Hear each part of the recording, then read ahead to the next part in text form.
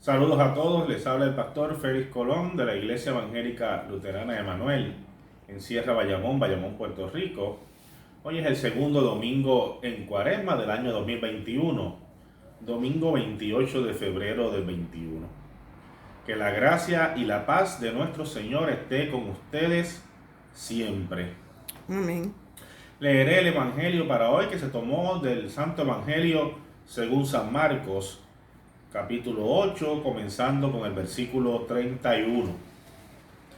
Jesús comenzó entonces a enseñarles que era necesario que el Hijo del Hombre sufriera mucho y fuera desechado por los ancianos, los principales sacerdotes y los escribas, y que tenía que morir y resucitar después de 3 días. Esto se lo dijo con toda franqueza, pero Pedro lo llevó aparte y comenzó a reconvenirlo. Entonces Jesús se volvió a ver a los discípulos y reprendió a Pedro. Le dijo: aléjate de mi vista, Satanás. Tú no piensas en las cosas de Dios, sino en cuestiones humanas. Luego llamó a la gente y a los discípulos y les dijo: si alguno quiere seguirme, niéguese a sí mismo, tome su cruz y sígame. Porque todo el que quiera salvar su vida la perderá, y todo el que pierda su vida por causa de mí y del Evangelio la salvará. Porque ¿de qué le sirve a uno ganarse todo el mundo si pierde su alma? ¿O qué puede dar uno a cambio de su alma? Si en esta generación adúltera y pecadora alguien se avergüenza de mí y de mis palabras, también el Hijo del Hombre se avergonzará de él cuando venga en la gloria de su Padre con los santos ángeles. El Evangelio del Señor. Te alabamos, Señor.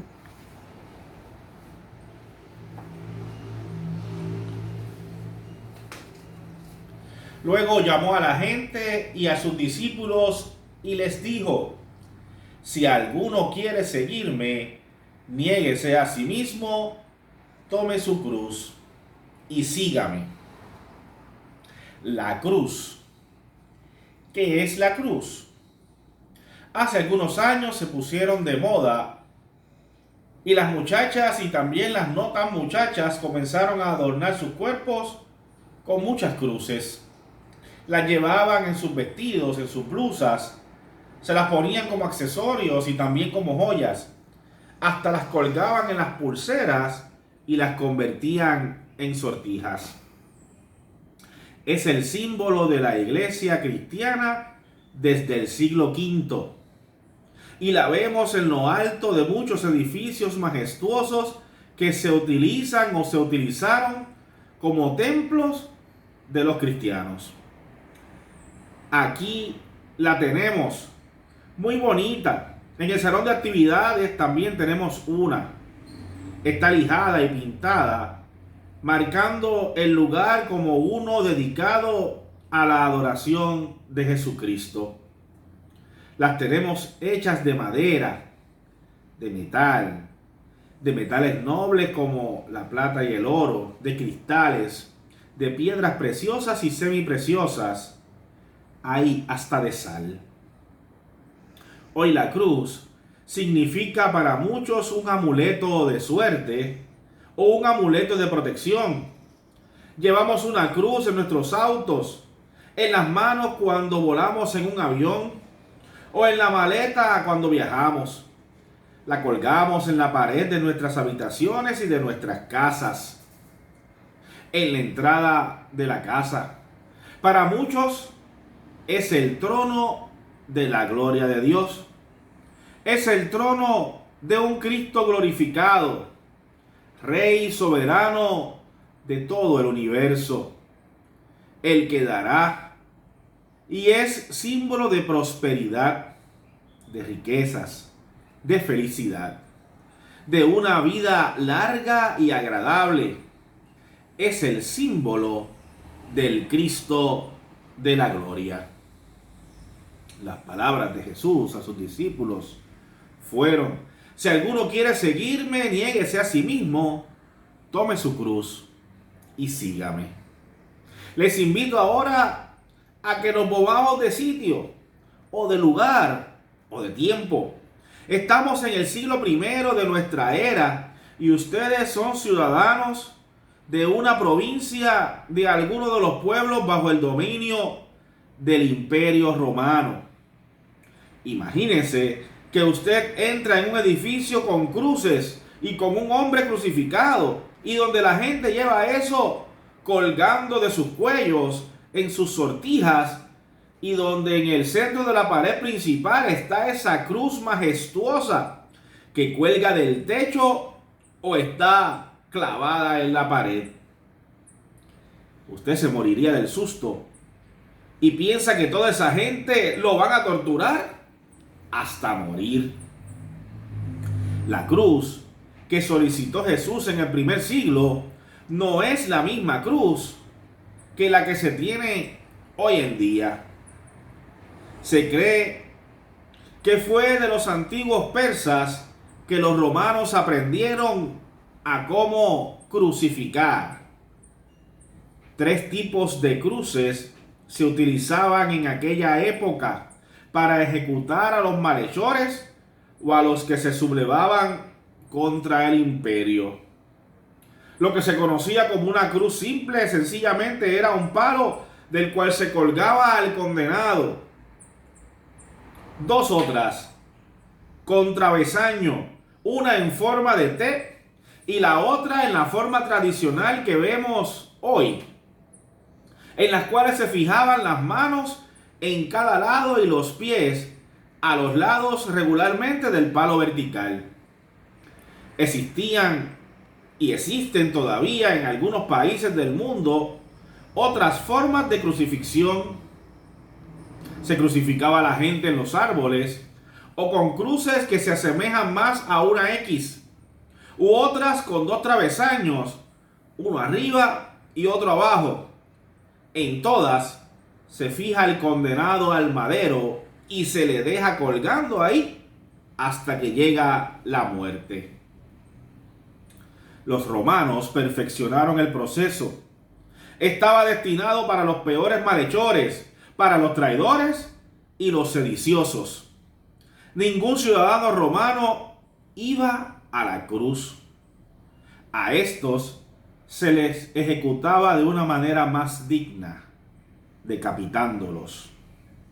Desde antes de salir al lugar donde serían finalmente crucificados, los condenados eran azotados y golpeados, torturados hasta dejarlos muy maltrechos.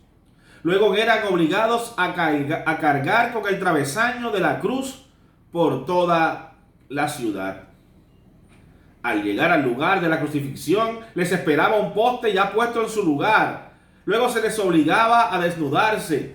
Se les fijaban las manos al travesaño y eran levantados con poleas y sogas. Se fijaba el travesaño y se les ponía un letrero con el cargo por el cual habían sido condenados a muerte.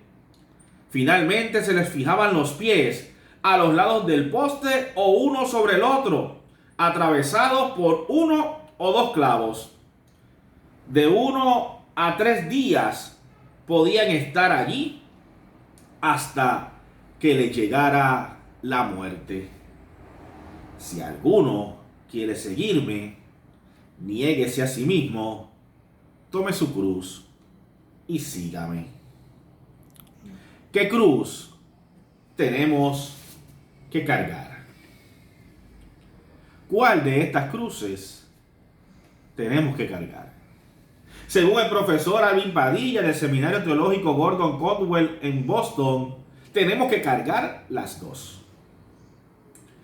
El Evangelio de hoy nos muestra el llamado al discipulado que sigue a Jesús. La referencia al Hijo del Hombre trae a la mente de los presentes el majestuoso ser que con gran poder y autoridad conquista a los enemigos del pueblo de Dios. El Mesías esperado, un rey, un general del ejército. Mas Jesús añade que es necesario que ese mismo Hijo de Hombre padeciese mucho, fuese desechado por los principales sacerdotes y escribas, y que fuese muerto en la cruz.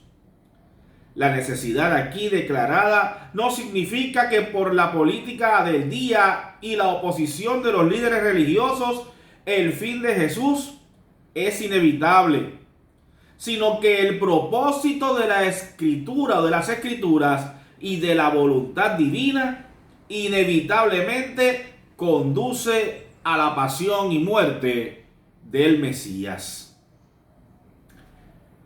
En el Evangelio, Pedro nos representa y representa a sus compañeros discípulos. Él habló y habló por el grupo de discípulos cuando reprende a su maestro.